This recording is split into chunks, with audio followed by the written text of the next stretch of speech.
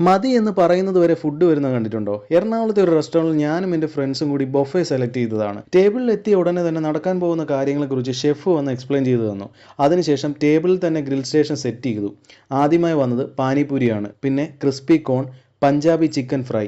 അത് കഴിഞ്ഞിട്ട് grilled veg items വന്നു തുടങ്ങി. Grilled corn, paneer, mushroom, honey chilli pineapple, അങ്ങനെ അസാധ്യ ടേസ്റ്റുള്ള ഐറ്റംസ്.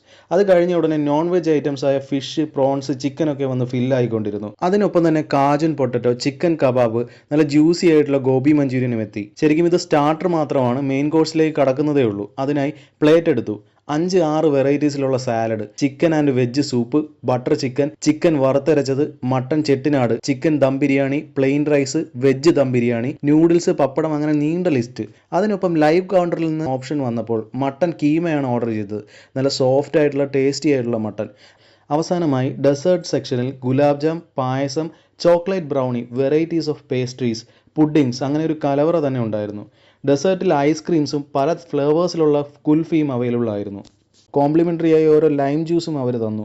അപ്പോൾ കൊടി താഴ്ത്തി വെച്ച് ഞങ്ങൾ സർവിങ് സ്റ്റോപ്പ് ചെയ്തു. ടോട്ടൽ ആയത് 849 രൂപ പ്ലസ് GST ഒരാൾക്കാണ്. അടിപൊളി സർവീസും വർത്ത് പാക്കേജും ടേസ്റ്റി ഫുഡ് നിങ്ങൾക്ക് ആവശ്യമാണെങ്കിൽ ഈ സ്പോട്ട് കൺസിഡർ ചെയ്യാവുന്നതാണ്. നിങ്ങൾക്ക് ഓൾറെഡി മനസ്സിലായിട്ടുണ്ടാവും, ലുലുവിലെ ബാർബിക്യൂ നേഷനാണ്. സോ കൂടുതൽ ഫുഡ് ആൻഡ് ട്രാവൽ വീഡിയോസിനായി സബ്സ്ക്രൈബ് ആൻഡ് ഫോളോ.